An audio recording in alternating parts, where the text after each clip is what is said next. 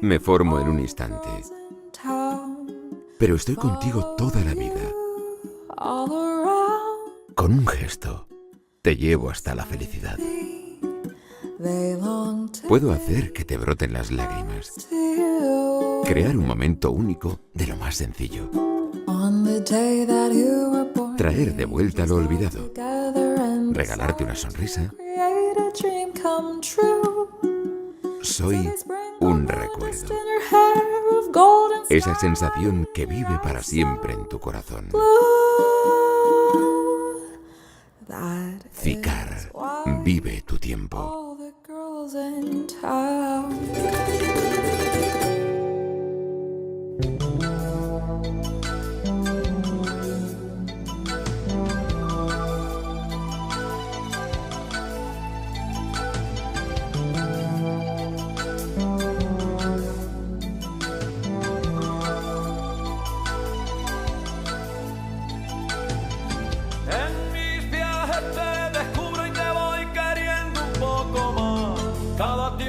Diferente y voy llenándome de ti.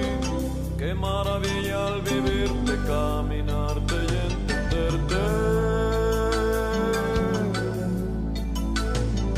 Tú que naciste del fuego, tus restos salen en el azul. Parte de aquel continente que el Atlántico escondió, reposando para siempre en los abismos más profundos.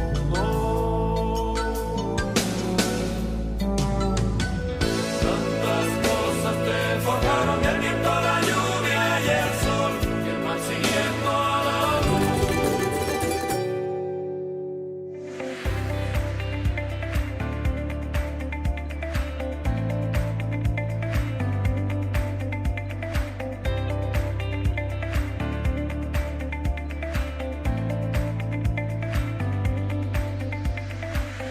Recambios Valladares dispone del mayor estocaje en recambios. Recambios Valladares. Saludos, sean ustedes bienvenidos a un nuevo programa de Vivir en Canarias, aquí en Atlántico Televisión, televisión autonómica de las Islas Canarias. Bueno, pues hoy vamos a hablar de dos temas que están en los primeros lugares como preocupantes de cara a la población canaria. Temas que vamos a tratar de forma que ustedes puedan entender un poco más la situación que se vive en estos aspectos de la sociedad, que nos afecta a todos.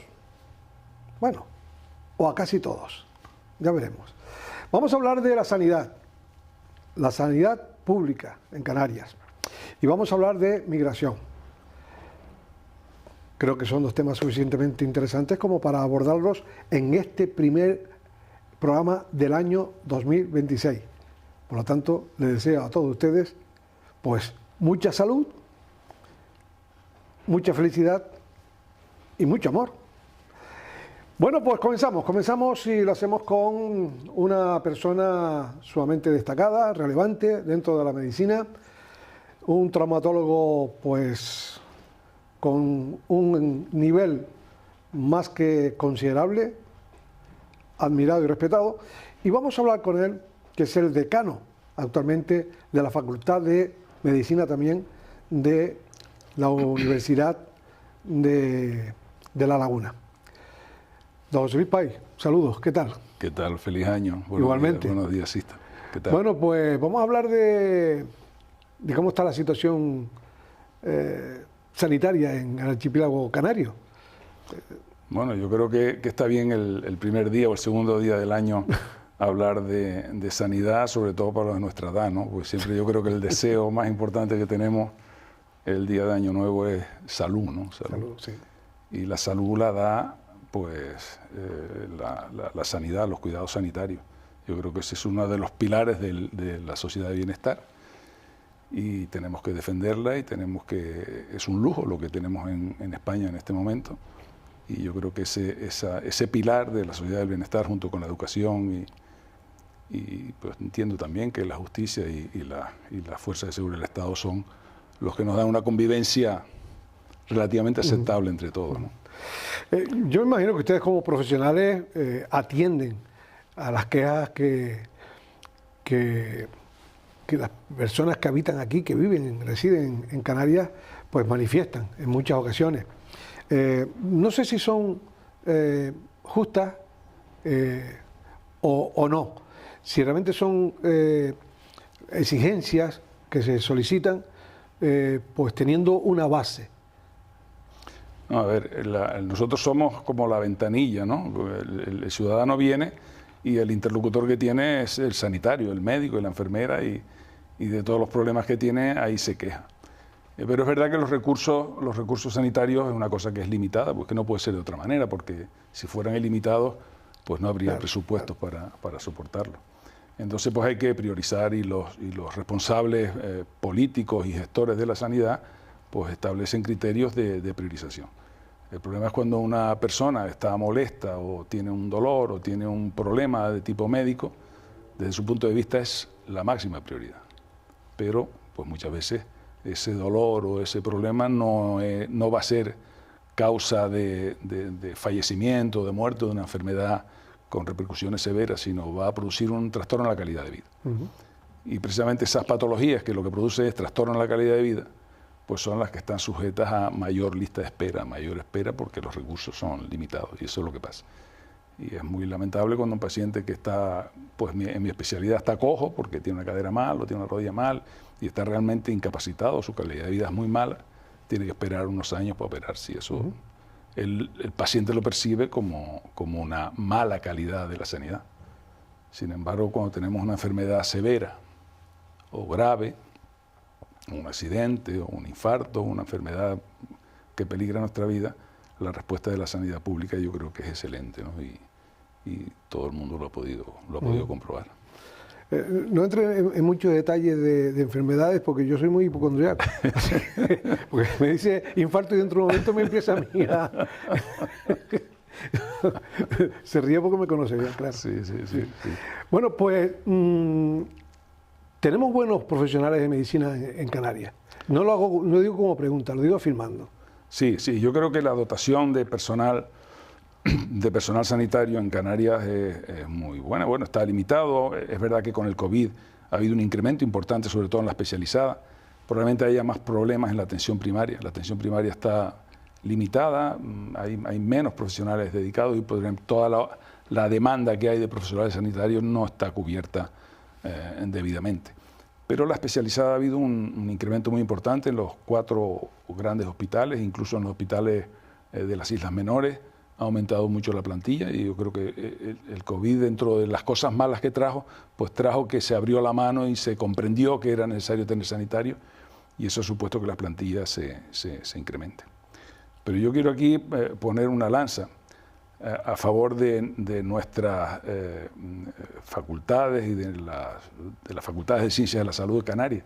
Y es que gracias a que formamos médicos aquí, enfermeras y fisioterapeutas, tenemos sanitarios en Canarias.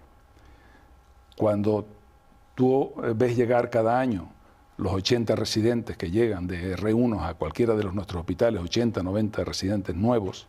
R1 es el residente que acaba de aprobar el MIR y coge una especialidad para formarse. El acento que oye es el nuestro. Es decir, que si en el hospital universitario entraron 80 residentes, pues 70 son canarios. Y yo me pregunto, y lo mismo en el Negrín, lo mismo en la Candelaria. Entonces yo me pregunto, si nosotros no tuviéramos facultades aquí, ¿podríamos garantizar la continuidad de la sanidad canaria? Porque los profesionales de la península no vienen. Viene alguno por amor y esas cosas, pero no vienen aquí. A Canarias no, pero sí se van a otros puntos de Europa. Claro, es más fácil irse a Portugal o irse a Francia que venir a Canarias. Canarias estamos a 2 horas y pico de vuelo y desde el punto de vista económico del billete, caro, para venir simplemente a inspeccionar, a ver si hay posibilidades de trabajar o hay pisos o no. Entonces es un hándicap que nosotros tenemos y por eso hay que defender nuestra formación de canarios para poder tener sanidad en el futuro. Vamos a hablar luego de lo que directamente le afecta, aunque lo que estamos hablando también, por supuesto, es de interés máximo para las personas que quieren, ¿no? Y en este caso, pues, tienen la posibilidad de contar con grandes y destacados profesionales en Canarias. ¿Hacia dónde va la...? Ahora, actualmente se está viendo alguna deriva hacia centros privados, pero ¿hacia ahí va la sanidad canaria? La sanidad canaria siempre ha tenido conciertos desde siempre con la sanidad privada, siempre. Necesario. Es que son imprescindibles porque no pueden...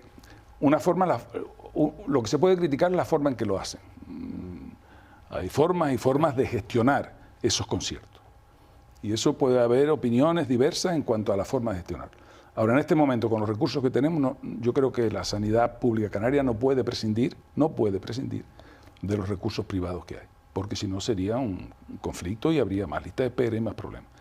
Es verdad que la patología que se deriva a los centros concertados es una patología más regulada, más estable, no son problemas muy graves, pero ese recurso no se puede prescindir de él en este momento.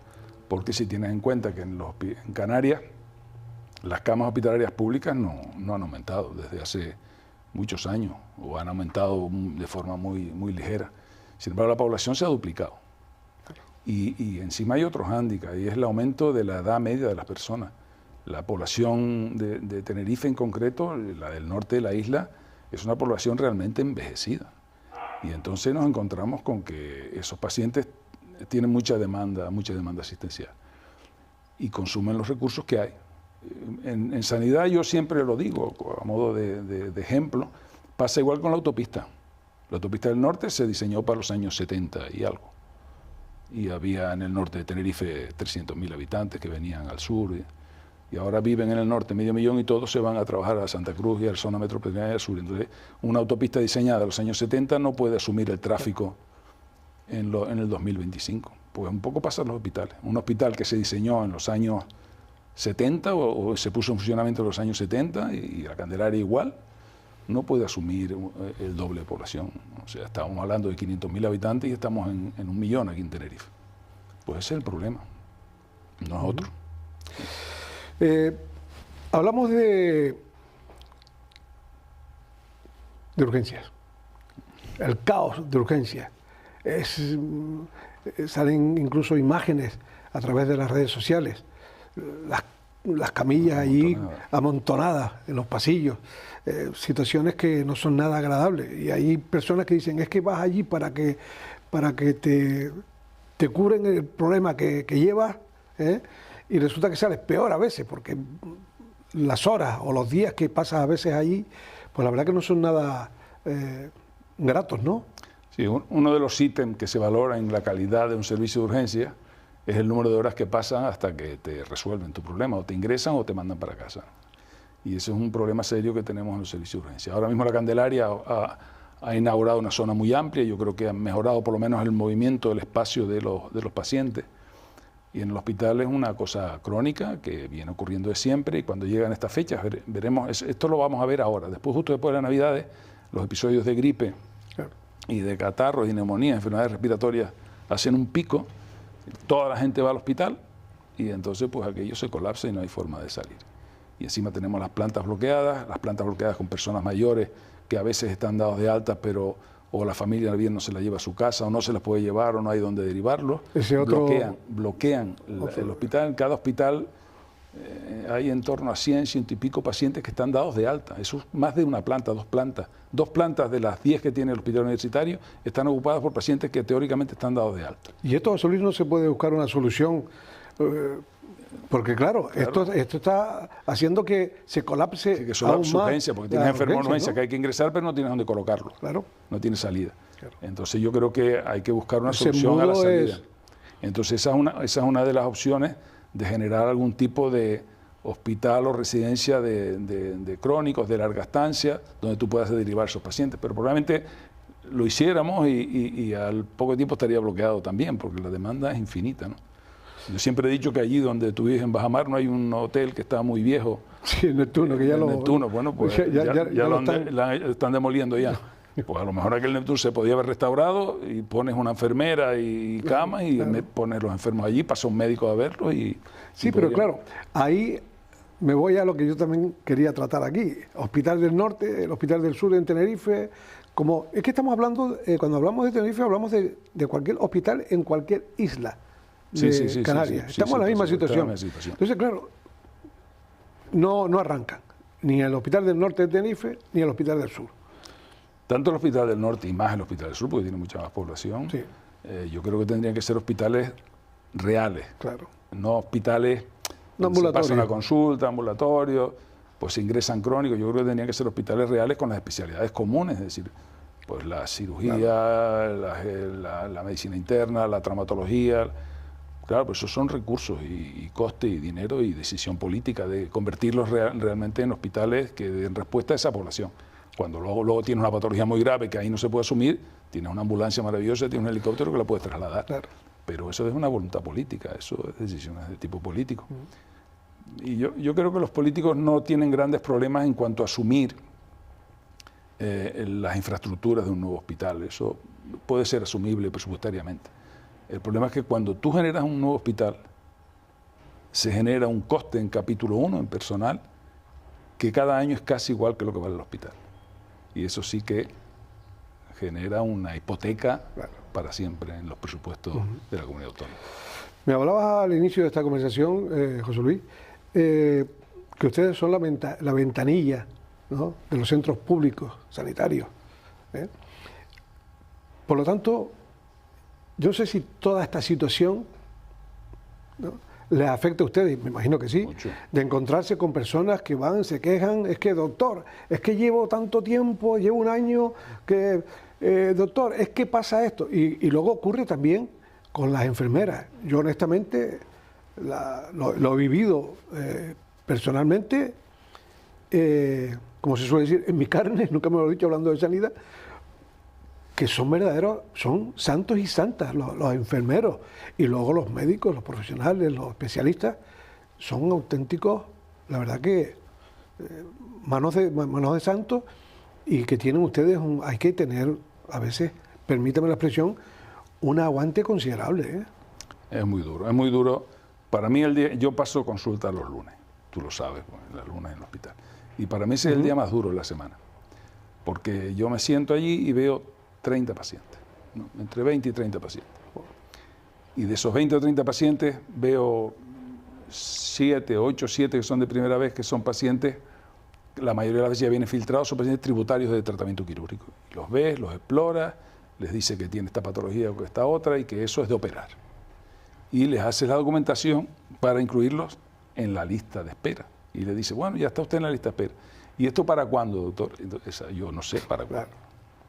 Entonces ya tienes que hacer gestos y ya empiezas a sentirte incómodo, ¿no? Como médico yo me siento incómodo porque no le puedo dar una respuesta al paciente para cuándo. Y luego vienen 10 pacientes, luego vienen otros que vienen a revisión y luego vienen 10 pacientes que vienen a protestar. Porque llevan tanto tiempo en lista de espera, porque yo no aguanto más, porque me derivaron a no sé qué centro y no me operaron y ahora qué, y se quedan en un limbo. Eso es todos los días.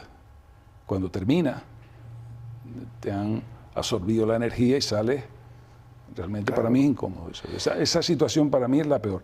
Yo me meto en un quirófano con el sarao más grande y yo no tengo problema, yo allí me divierto, es mi profesión, lo hago lo mejor que puedo, pero allí no estás con ese problema social de cada ser humano que se te sienta delante y que los ves y qué respuesta le doy. Yo no tienes capacidad de dar la respuesta. Sí, pero yo imagino para ustedes ver que llega una persona, llega otra, me imagino que incluso llorando, contándole sus problemas, de ruedas, que no aguantan más, que no aguantan más, que yo así no puedo vivir. Eso todos los días, todos los días. Y ese no es parte de su trabajo también al paciente, pues darle algún aliento, no sé pero bueno, pero nuestro trabajo sería darle la solución, es decir, lo suyo es operar, venga mañana y lo opero. Porque claro, eso le afecta a ustedes.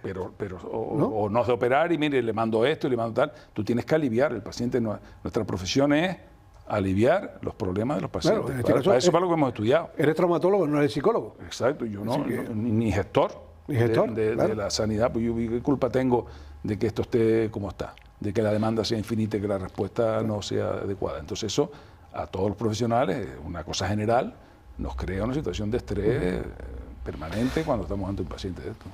Bueno, y quiero hacer un comentario y esto no le va a ustedes a aliviar a aquellos que están en listas de espera 1 año o 2 años, no les va a aliviar lo que les voy a contar, aunque quizás sí le puede servir para meditar un poco, ¿no? Para valorar lo que tenemos en Canarias, a pesar de que siempre se habla de lo malo, de lo negativo, de lo que no nos gusta, no nos gusta encontrar cuando vamos a un centro público, ¿no? Y siempre hablamos, aquí yo pago tanto de seguridad social, tanto de autónomo, tanto... Es cierto, pero tenemos que mirar quizás a otros países. Yo he estado en 38 países y en muchas ocasiones, no por mi cuestión personal de hipocondriaco, sino que me he tenido que ir pues, a algún centro médico en algunas ocasiones y no me voy más lejos. He estado recientemente en Estados Unidos. Sí. Yo cada vez que viajo me hago un seguro médico. Y en Estados Unidos fui con un problema, me estaba doliendo la muela y tenía aquí un malestar que no aguantaba. Y me voy a un centro médico, ahí me atienden, me miran, me tal, pero nada, una cuestión de 3 minutos. Me mandan ahí una receta y, bueno, 4.800 y pico dólares. Esa es la realidad. Si no tienes seguro en Estados Unidos, por ejemplo, como en otros países, y si no se lo digan a los extranjeros que tienen su residencia aquí en gran medida por la sanidad, eso hay que valorarlo también, que vienen de Islandia, Inglaterra, de Alemania, de países de primer nivel, hay que decirlo, en Europa, y muchos tienen su residencia aquí porque ya tienen una edad y dicen, allí me operan de esto, me operan de lo otro, me operan. Y luego quiero apuntar algo también. Los que no tienen, por ejemplo, y vuelvo a Estados Unidos, los que no tienen un seguro privado y que no le pueden hacer receta, y sin receta, pues las farmacias oficiales no les atienden. Entonces, ¿dónde van? Pues a tiendas donde venden muebles, cuadros, o venden lavadoras, y ahí van y le dicen, yo quiero 10 pastillitas de paracetamol, por ejemplo. Ahí tiene otro nombre, pero bueno, paracetamol. Y luego dice, bueno, su nombre, siéntese y luego le llamamos. Te llaman por tu nombre, vas allí al mostrador y dice, aquí tienes las 10 pastillitas, se las ponemos entre un sobrito pequeñito, tipo marrón, digo el color porque me ha pasado a mí, y un marroncito y tal, y €1 cada pastillita de paracetamol. $1, son $10. Sí, ahí Es decir, que estamos hablando de Estados Unidos. Podemos hablar de, como digo, de muchos países de primer nivel. Contando esto y sabiendo esto, José Luis, ¿sirve de consuelo para estas personas y lo que tenemos aquí en España y en Canarias en concreto? A ver, en Europa en general es donde se ha aprobado la idea y es donde está instaurado la sociedad del bienestar. Y como dije antes, uno de los pilares es la sanidad. Y en Europa con distintas formas de gestionarla, pero en Europa normalmente la sanidad pública está garantizada y puede ser más o menos gratuita. En algunos países como en Portugal hay cierto copago. Nosotros aquí tenemos cierto copago en las medicinas, pero hay en otros sitios donde hay copago por ir a urgencias si no es para ingresarte. Hay muchas formas para hacer disuasorio el mal uso de la sanidad. Aquí probablemente sea el sitio donde más abierto es todo y donde no hay requisitos. Por eso ahora ya están fuera, tras el Brexit, los británicos no pueden hacer uso como hacían de la sanidad canaria, pero había muchos británicos que se trasladaban su residencia temporalmente aquí porque en Inglaterra son muy estrictos y a partir de cierta edad hay procedimientos quirúrgicos que no te lo hacen. Un trasplante de corazón, un trasplante hepático, una prótesis de cadera, una prótesis de hombro. Si a partir de cierta edad y con ciertas patologías concomitantes, ya ellos ahí tienen establecido que eso no compensa desde el punto de vista económico al conjunto y no, está fuera de protocolo. Sin embargo, aquí no existen esos protocolos y te pueden operar a cualquier edad y te pueden hacer un trasplante renal a cualquier edad. Entonces venían para aquí a hacer uso de la sanidad. Igual que muchos pacientes sudamericanos donde no tienen acceso a la sanidad porque es privada, pura, donde único hay sanidad pública reconocida en los países europeos. Supongo que en Australia también, en algún otro más, pero Canadá, por supuesto. Sí, pero con esas limitaciones así, que tú has apuntado. Sí, pero donde único es aquí, en Europa en general y en España en particular. Entonces hay muchos ciudadanos también, inmigrantes sanitarios de Sudamérica, que yo lo recuerdo, en el hospital venía un avión de Venezuela antes que venía aquí a los rodeos, se bajaban y venían con la maletita e ingresaban en el hospital con patologías que allí no le podían resolver. Algunas nuestras de trauma, otras para trasplantarse el corazón. Muchos en aquella época de los años del SIDA, que el tratamiento costaba 12 y 15.000 euros al año, sí, pues venían para acá, porque aquí se los dábamos gratis, ¿no? O sea que en ese sentido se ha hecho uso por la gente que ha podido, pues la vida es lo más importante y hace lo que sea por salvar tu vida. Pero aquí somos, bueno, la sanidad canaria es muy, y la española en general es muy abierta a que cualquiera que necesite se le da y se le da gratis. Yo particularmente he hecho uso de los recursos sanitarios en la Comunidad Autónoma de Madrid. He tenido que hacer recursos en un momento determinado, una situación grave. Y a mí no me preguntaron de dónde era, si era canario, si era... O sea, cuando dicen que la sanidad de Madrid es así o así, por lo menos la hospitalaria, porque yo fui a un hospital de tercer nivel, solo me pidieron el carnet de identidad. Y me atendieron como si fuera un ciudadano madrileño más y no me pidieron nada. Hay otras comunidades autónomas que eso no lo llevan tan bien. Pero yo creo que tenemos, para cosas graves, tenemos una sanidad de lujo. Para cosas menos graves, pues hay que esperar, hay lista de espera. Se podría mejorar la gestión.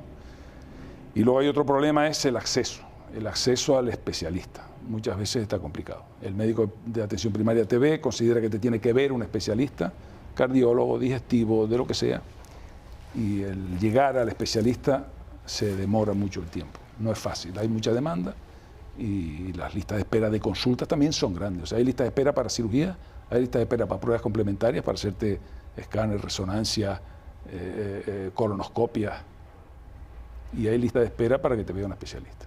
Y entonces ahí en ese tiempo siempre ocurren cosas inesperadas.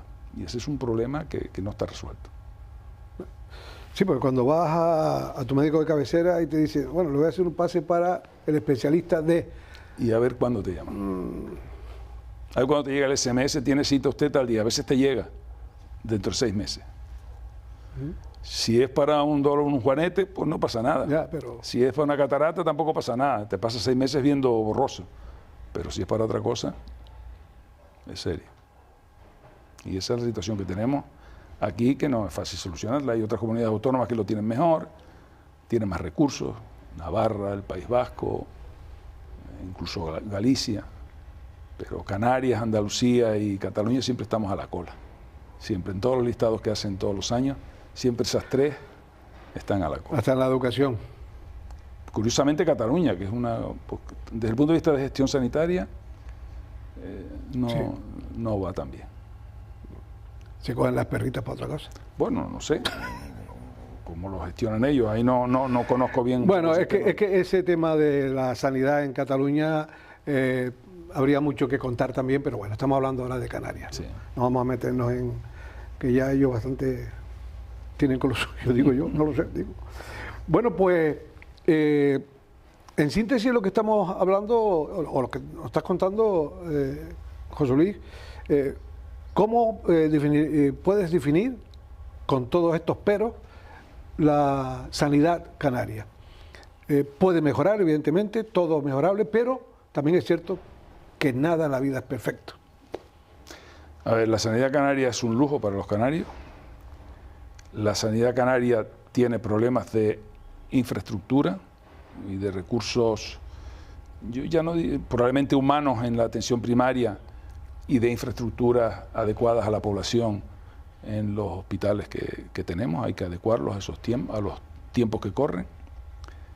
Y la sanidad canaria tiene problemas de gestión en cuanto al manejo de los pacientes, de las consultas, de las listas de espera y demás. Ese es un poco el resumen. pero siempre poniendo el primer punto, que yo creo que es un lujo, porque cuando tenemos un problema de verdad, cuando hablo de un problema de verdad, un problema en el que peligra tu vida, vas a tener respuesta. Vas a tener respuesta y una buena respuesta de acuerdo a los cánones de calidad que hay en todo el mundo. Muchas personas comentan el hecho de que hay muchos profesionales de la medicina sudamericanos. Y yo les suelo decir, no sé si lo comparte, yo decir, bendito sea, porque son buenos profesionales y están haciendo una labor que de no estar ellos, ¿cómo se podía cubrir? Bueno, ese problema se plantea sobre todo en la atención primaria. Es verdad que hay profesionales sudamericanos en nuestros hospitales, pero normalmente son profesionales que hicieron su carrera en su país, vinieron, se presentaron al MIR, hicieron una especialidad y luego entraron en nuestro sistema. Esos tienen una formación igual que la de cualquier español. Claro, o sea, no es cuestionable. No es cuestionable, son cirujanos, son traumatólogos, son cardiólogos, son lo que sea, pero tienen una formación especializada según los cánones europeos, ¿no? Sin embargo, la formación básica de la medicina depende de los países. Hay países que realmente lo hacen bien, México, Colombia, incluso Argentina, y luego hay otros países que no, que no se parece a nuestra forma, a cómo nosotros formamos a los médicos y a las enfermeras. Cuando habla básica, habla de la medicina. De los que están en los ambulatorios. Sí, normalmente cuando viene un inmigrante, y hablo fundamentalmente de los países que tienen más problemas económicos, como Cuba y Venezuela, que es lo más que tenemos aquí, porque son gente que tiene el título de medicina y como saben que aquí le da trabajo, si puede se viene, ¿no? Claro. Y bueno, y aquí enseguida le damos trabajo porque es verdad, tenemos demanda, y si en el sur y en San Isidro y no sé dónde no hay médicos de atención primaria, pues contratas a médicos que tienen su título homologado y que han hecho la especialidad, que han hecho la carrera en esos países. Pero cuando analizamos la formación médica en Europa, está marcada por los convenios de Bolonia, que establece el número de horas formativas que tenemos nosotros en Europa. Un médico en Europa, en toda Europa, por eso un médico español puede ir a trabajar a Francia, uno de Francia puede trabajar aquí, no hay problema, tiene 360 créditos, cada crédito se multiplica por 10 horas, o sea que la formación de un médico general son 3.600 horas y un enfermero 2.400 horas. Y hay países donde la formación no llega a 2.000 horas. Entonces, salvo que sean gente muy brillante, pues la formación es realmente incompleta, ¿no? Y ahí, pues, hay ciertos déficits. Hacía referencia a que la parte gestora, la parte política, tiene que, lógicamente, mucho que decir y mucho que hacer en todos estos puntos negativos a los cuales se hacen referencia por parte de los ciudadanos canarios.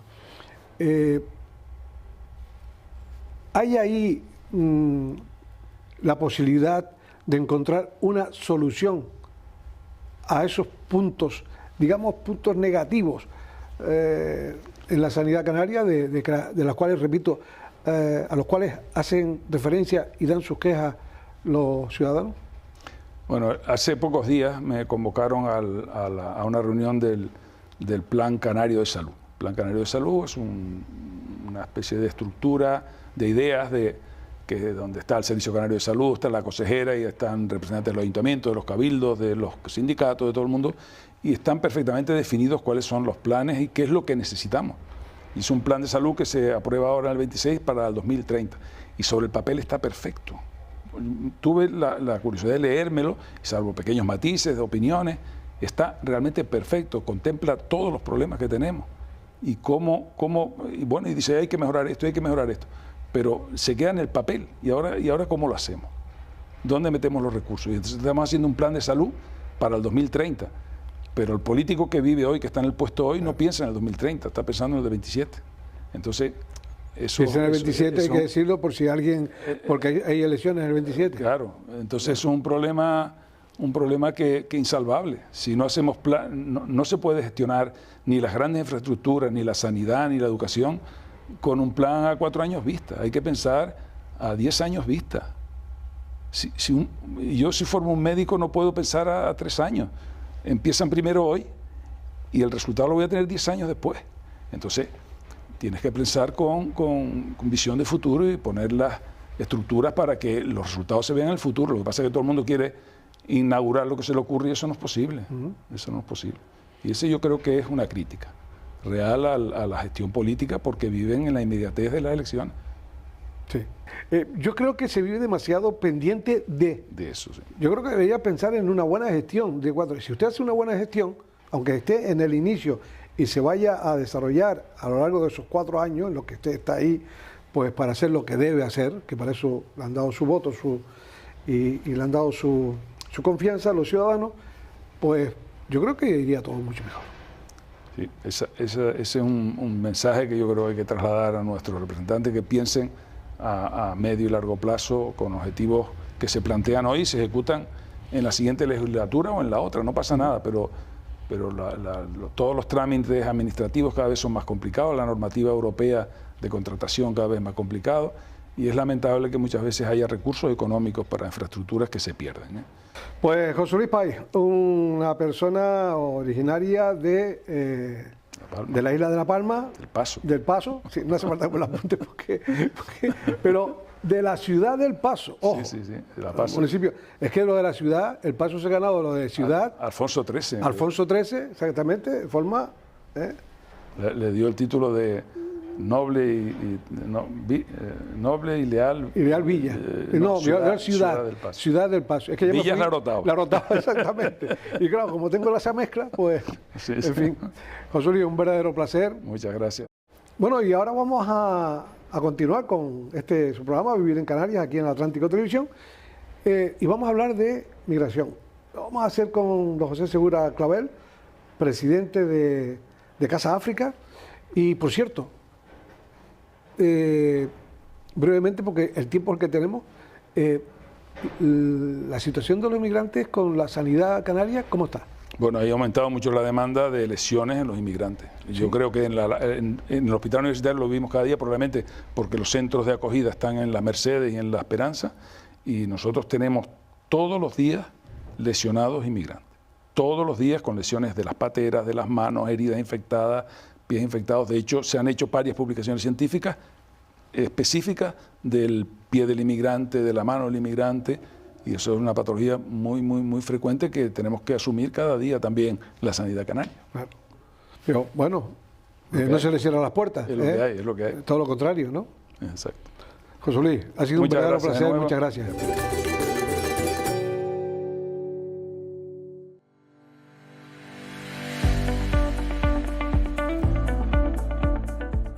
Encontramos en las instalaciones de Valladares Canarias en el municipio de Agüime. En ella ocupamos todo lo que es el suroeste de la isla, desde Carrizal, Ingenio, Vecindario, Polígono de Arinaga, que es uno de los polígonos más extensos de España. Nuestras instalaciones en Valladares Canarias en Arinaga se inauguraron hace unos 15 años y debido a la gran demanda de nuestros clientes hubo que hacer una ampliación donde se aprovechó para cambiar a la imagen corporativa de la empresa. Aquí en Valladares Canarias Arinaga contamos con 14 profesionales especializados en el sector de la automoción, donde podemos asesorarles de cualquier duda que tengan con su vehículo. En nuestras instalaciones de Valladares Canarias en Arinaga, así como en todas las instalaciones de Valladares, pues contamos con un amplio stock de todo recambio de primer nivel a un precio muy competitivo. También tenemos el privilegio de contar con el lubricante Wolf, que es el lubricante líder del sector, patrocinador del World Rally Champions. Valladares Canarias Arinaga se encuentra en la calle Yunque sin número, en el Polígono Industrial Arinaga, en el horario de 7 de la mañana hasta 6 de la tarde y los sábados de 9 a 1. Los esperamos.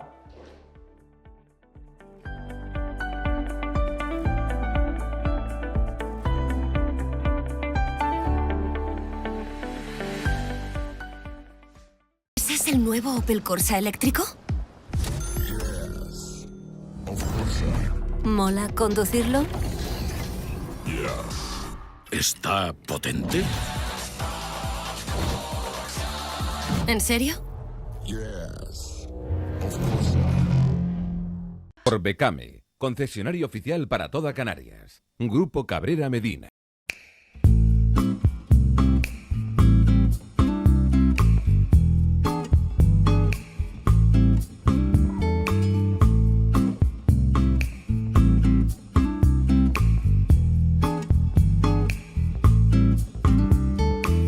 Never know how much I love you. Never know how much I care. When you put your arms around me, I got a fever that's so hard to bear. You give me fever when you kiss me, a fever when you hold me tight, a fever in the morning, a fever all through the night. ¿En qué crees? ¿Crees en los uniformes? ¿Crees en la popularidad? ¿Crees en modelos?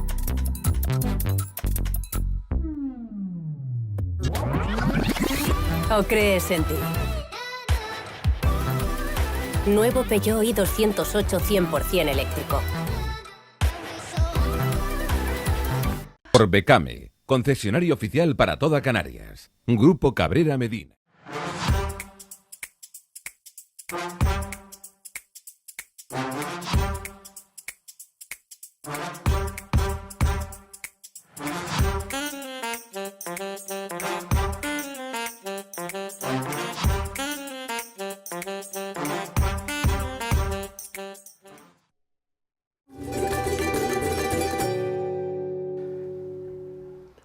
Bien, pues continuamos aquí en su programa Vivir en Canarias en Atlántico Televisión.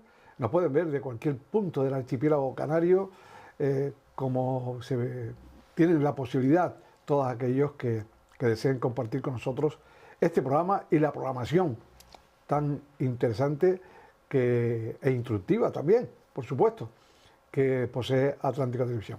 Vamos ahora en esta segunda parte del programa de hoy de Vivir en Canarias a charlar con don José Segura Claver, un hombre de gran intelectual, yo lo califico así, una persona siempre muy coherente, una persona altamente entregado siempre a todo aquello que ha realizado en la vida política y también en los compromisos que tiene, por ejemplo, desde hace ya algunos años como director de Casa África. Don José Segura, ¿qué tal? Encantado de saludarte, muy buena. Hay que decir que estamos hoy en un día histórico.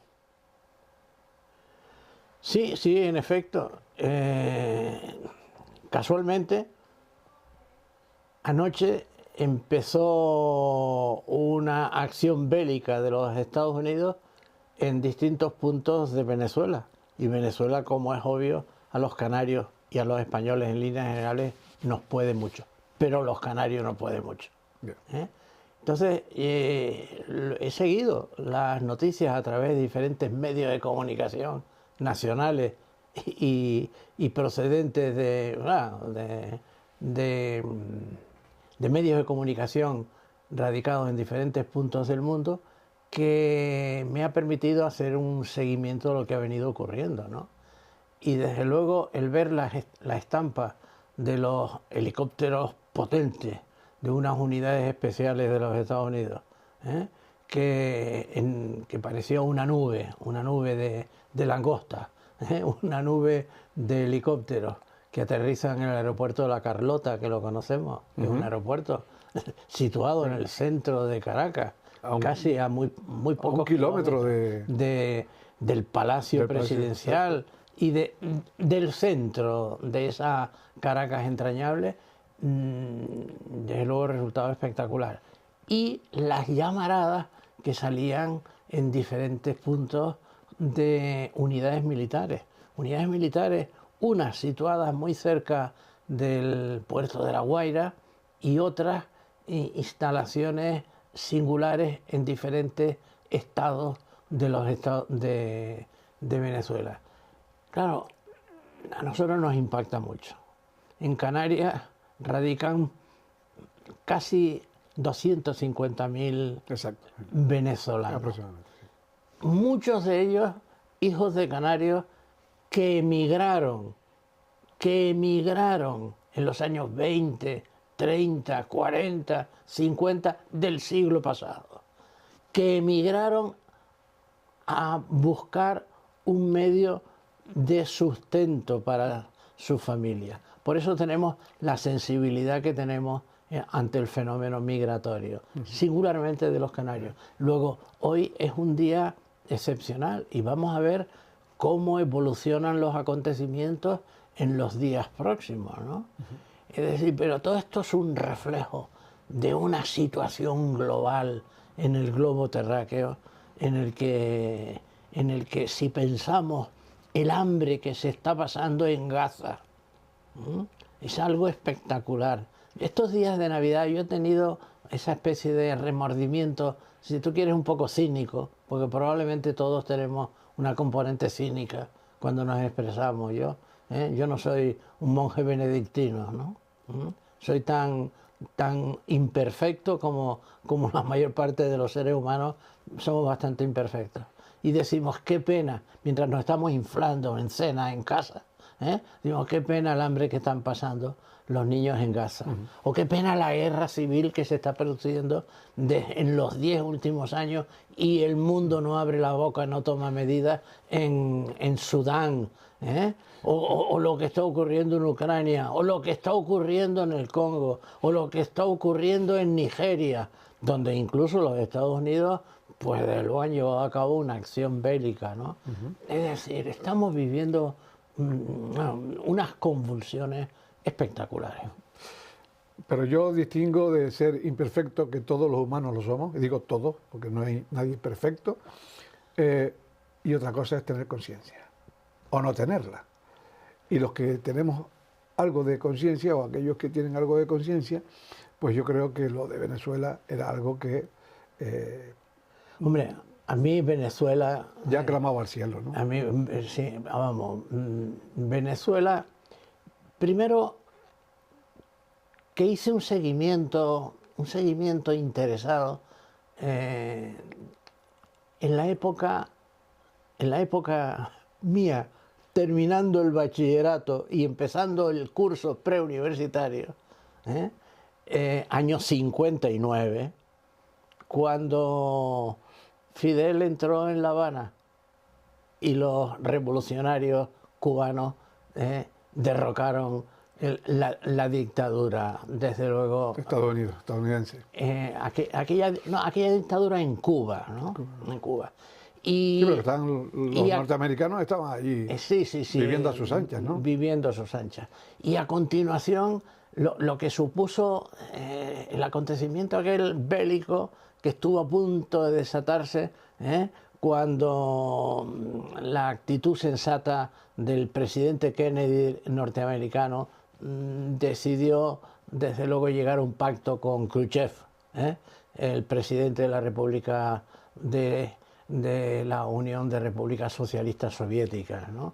Todos hemos visto incluso películas en los últimos tiempos cuando aquella expedición de proyectiles iban hacia Cuba y tal. Y bueno, tuvieron que dar la vuelta.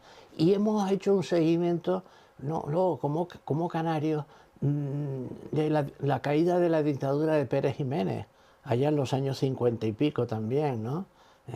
Donde el acuerdo del pacto de punto fijo entre Jovito Villalba, Rafael Caldera y Rómulo Betancourt, que eran los tres representantes de las fuerzas, digamos, democráticas venezolanas, aunque Jovito Villalba había sido, digamos, un luchador en la clandestinidad, en fin, y se le atribuían acontecimientos bélicos, pero bueno, el acuerdo de punto fijo trajo consigo la democracia a Venezuela y la caída del dictador Pérez Jiménez, como acabo de decir. Y a partir de ese momento, los grandes partidos políticos, Acción Democrática, AD, capitaneado e integrado en la Internacional Socialista, o por ejemplo los copellanos, o sea, el partido COPEI, que era como un centro derecha, demócrata, cristiano. Bueno, entre esos dos partidos, pues levantaron el país hacia adelante. Y yo recuerdo, nosotros en los últimos cursos de la licenciatura de Ciencias Químicas aquí en la Universidad de La Laguna, cuando nos visitaban, digamos, personas que representaban a empresas petroleras venezolanas, la PDVSA, en fin, que nos ofrecían la posibilidad de que en cuanto fuésemos licenciados en química, tuviésemos el título, desde luego se nos ofrecían puestos de trabajo en refinerías o en estructuras de índole químico, por decirlo de alguna manera. ¿Y cuántos compañeros míos se fueron, desde luego, pues a trabajar a Venezuela, ¿no? El listado me viene ahora a la memoria y me produce auténtica emoción, ¿no? Luego, le debemos mucho a Venezuela, le debemos mucho al pueblo venezolano, le debemos mucho, desde luego, a la convivencia. Y lo que ocurra en Venezuela nos debe preocupar. Y lo que venía ocurriendo nos preocupaba, ¿no? Nos preocupaba. Es decir, acontecimientos en esa lucha, digamos, democrática, limpia, que no se supiese bien cuáles eran los resultados. Pero también, perdón que le interrumpa, don José.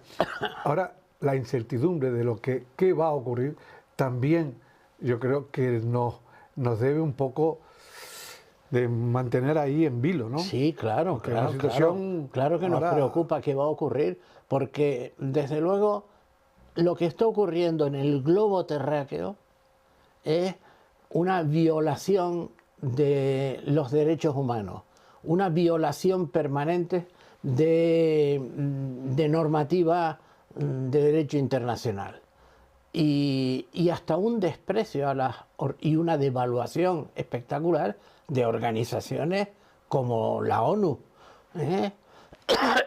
disculpa, o organizaciones que ya están jugando un papel muy escaso, ¿no?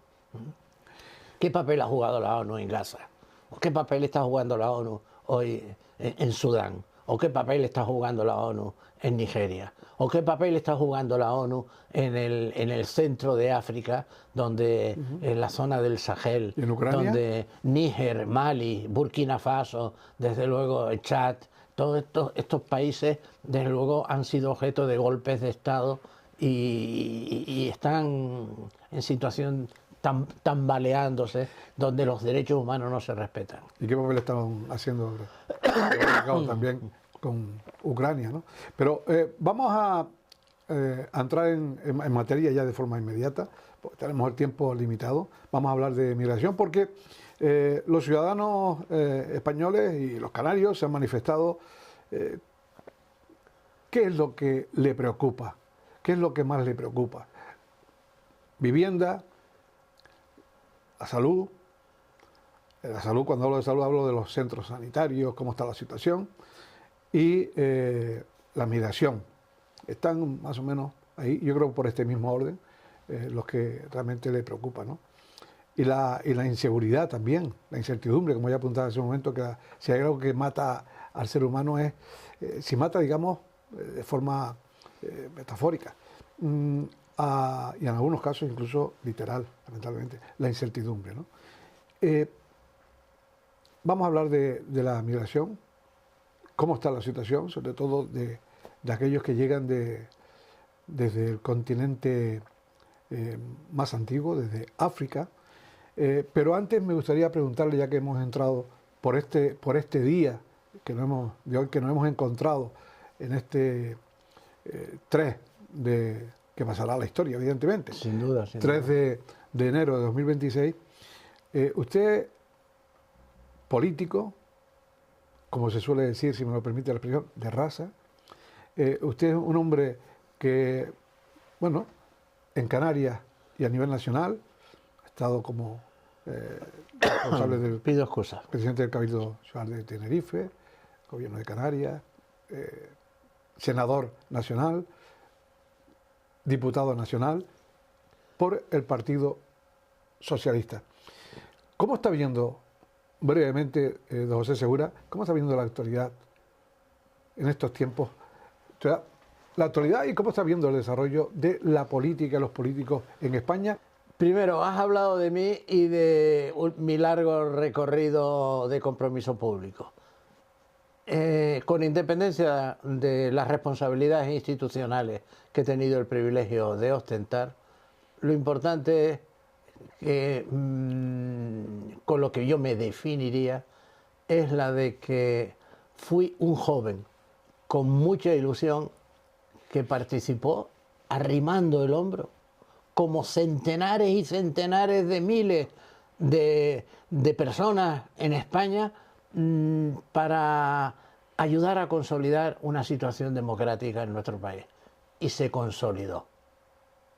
Este país, digan lo que digan y pasemos por las circunstancias adversas por las que podamos pasar, este país dio una lección al mundo entero.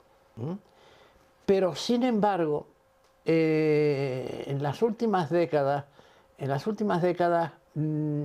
esa labor didáctica para glosar y disfrutar de los valores democráticos se ha ido atenuando. Y ahora, en efecto, tú me has presentado como director general de Casa África. Casa África, una institución que depende del Ministerio de Asuntos Exteriores, del Gobierno de Canarias y del Ayuntamiento de la ciudad de Las Palmas de Gran Canaria. Y es una institución en la que cada semana publico un artículo sobre temas vinculados a la gestión que llevo a cabo como director de Casa África. Y cómo veo evolucionar acontecimientos en distintas zonas del continente africano, porque el archipiélago canario está donde está. Normalmente no le hemos prestado atención a lo que ocurre eso en Níger, en Mali o en Guinea-Bissau, donde ha habido un golpe de Estado recientemente.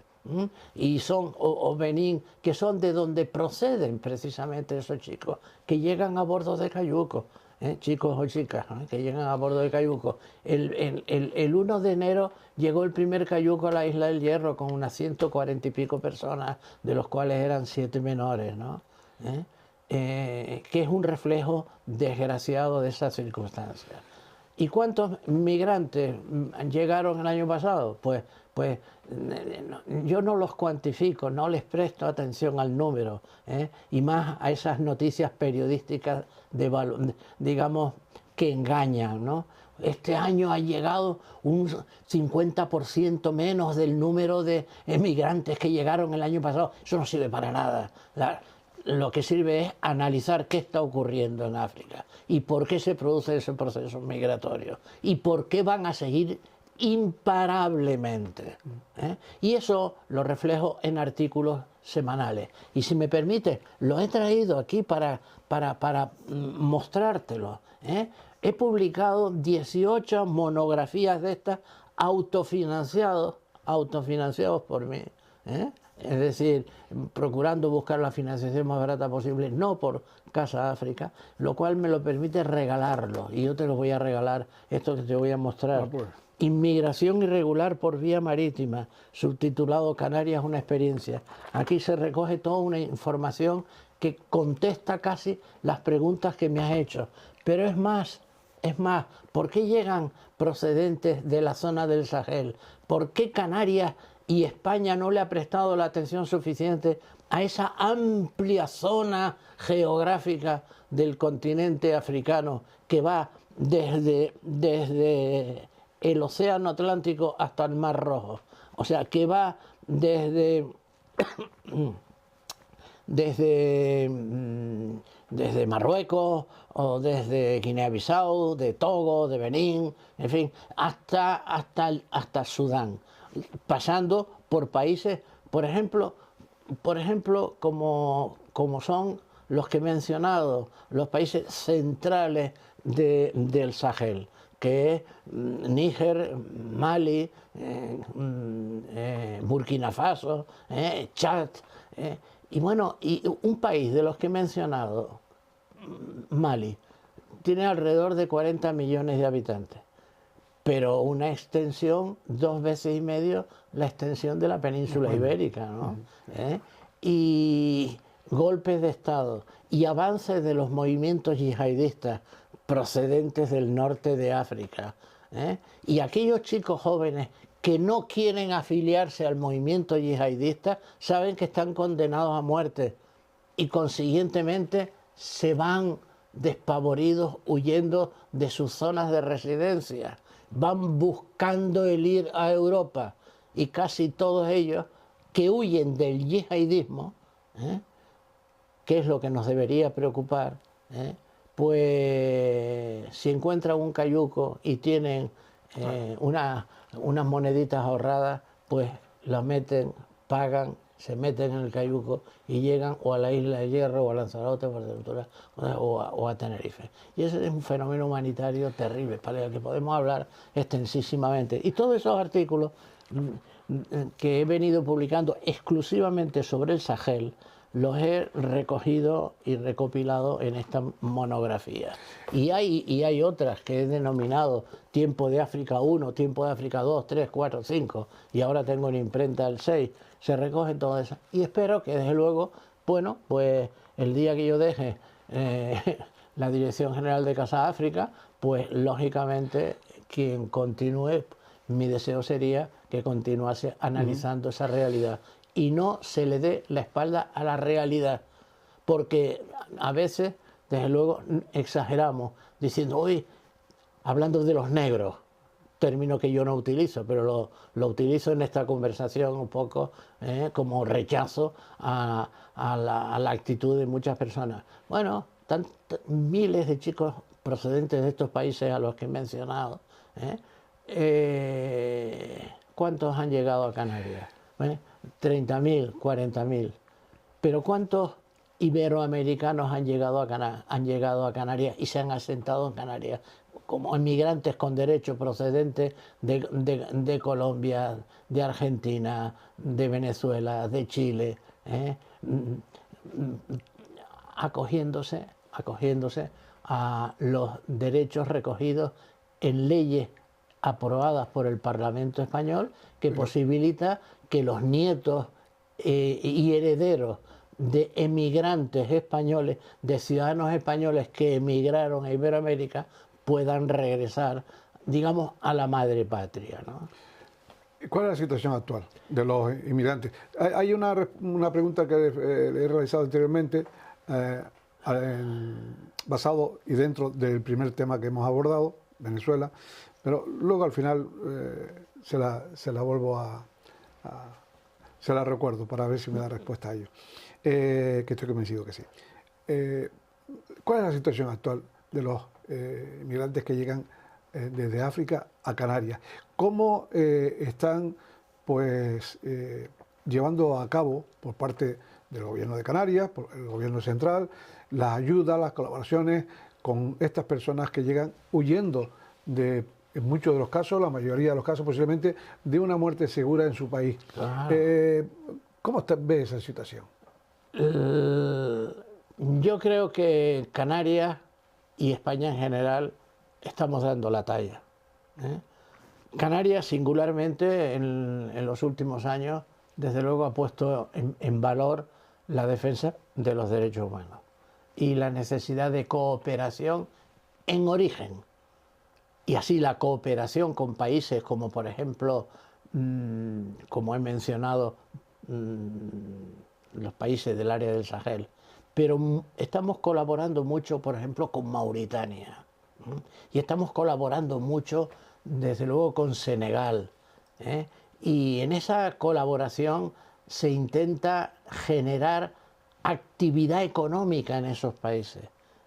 Se intenta que desde luego, empresas españolas del sector del aluminio, es decir, que hacen perfiles de aluminio para las ventanas y las puertas, es decir, en esos sectores de la construcción, o por ejemplo en el sector industrial vinculado a la alimentación, o los sectores industriales vinculados a la energía,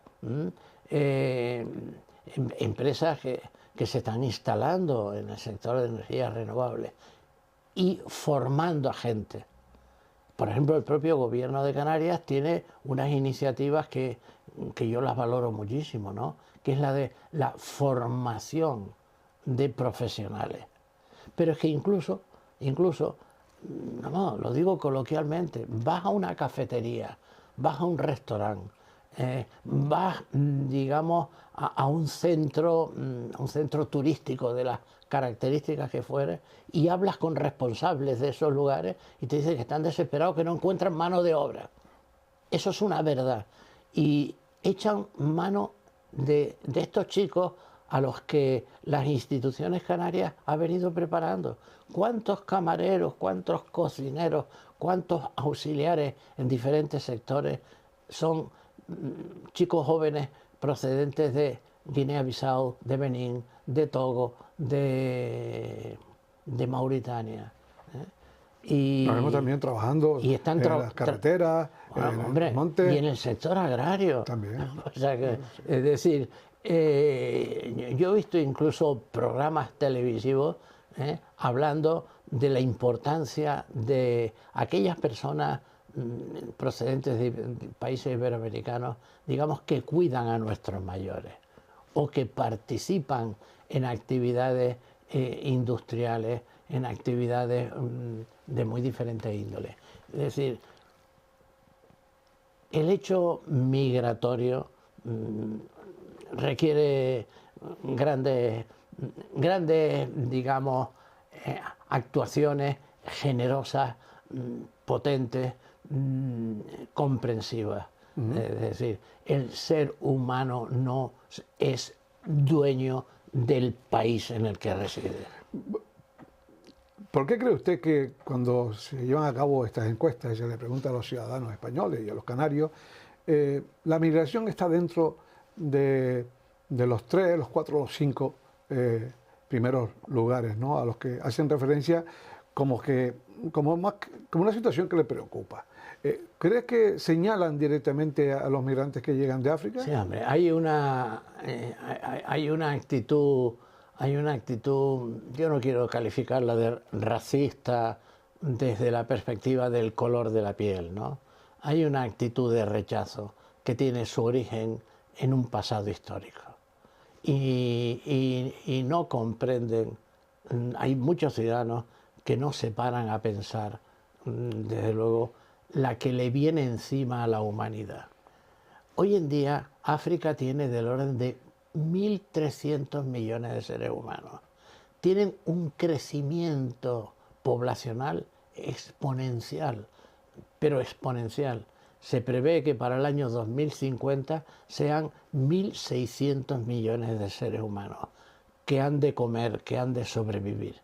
Y no queremos comprender que Europa, nuestros pasados, la Europa del siglo XVIII, del siglo XIX, con aquellos reinados y tal, veían a África como un lugar en el que enriquecerse, en el que ir a cazar al lazo, a cazar negros, para luego utilizarlos en la venta de esclavos. Eso es una realidad histórica. Eso se acabó. Eso se acabó y hay mucho movimiento juvenil en África que dice: se ha terminado, conmigo que no cuenten, van a tener que pagar el que secuestraron y cazaron al lazo a mi bisabuelo. Hay un movimiento antineocolonialismo. Es que los europeos no han ido a África a colaborar, a ayudar. Han ido a explotar. Han ido a explotar, como ha sucedido en Sudáfrica con los ingleses y en aquel entonces denominados holandeses. Y los holandeses. Que fueron allí porque, bueno, habían allí pues, unas minas donde tenían la posibilidad de extraer oro y si ves ahora, por ejemplo, la intervención de los Estados Unidos, pongamos por caso, en el Congo. Don José Segura Claver, para mí siempre es un orgullo y una satisfacción estar aquí con usted, aquí o en cualquier otro lugar. Me refiero, cuando digo aquí, es estar a su lado, hablando de lo que hoy es para usted su responsabilidad y es para usted un objetivo a llevar a cabo, como es que África y los africanos se sientan mejor allá donde estén. Y ojo, y África, en esta situación global de transformación espectacular que está experimentando el mundo, no dude que África se va a convertir en el epicentro o en el centro geométrico de las transformaciones políticas que se nos avecinan en el mundo entero. Bien, pues hemos comenzado hablando de Venezuela porque hoy es un día histórico, este 3 de enero de 2026. El programa se emitirá días posteriores. Vamos a hacer un seguimiento, vamos a ir haciendo un seguimiento día a día de qué es lo que va ocurriendo, ¿no? Y luego pues hemos entrado ya en materia con lo que habíamos convenido, lo que habíamos hablado y tratado para hablar, la inmigración, también lo hemos hecho. Don José Segura, muchísimas gracias, feliz año, mucha salud para usted, para su familia y seguro que nos volveremos a ver pronto. Seguro, somos jóvenes con mucha vida por delante y con mucha ambición intelectual. Seguro que con esos principios volveremos a encontrarnos muchísimas veces. Usted por lo menos el espíritu lo tiene como de 40. Felicidades. Muchas gracias. Bien, pues señoras y señores, pues aquí ponemos el punto final por hoy a Vivir en Canarias. La próxima semana le contaremos más cosas de nuestra tierra, de nuestro pueblo, de nuestra gente y por supuesto estaremos muy pendientes de otro pueblo que nos sentimos muy nuestros. Cómo no puede ser de otra manera, ya lo decía don José Segura Clavel, Venezuela. Ahora la 9ª isla, pero sigue siendo una de nuestras islas. Hasta la próxima semana.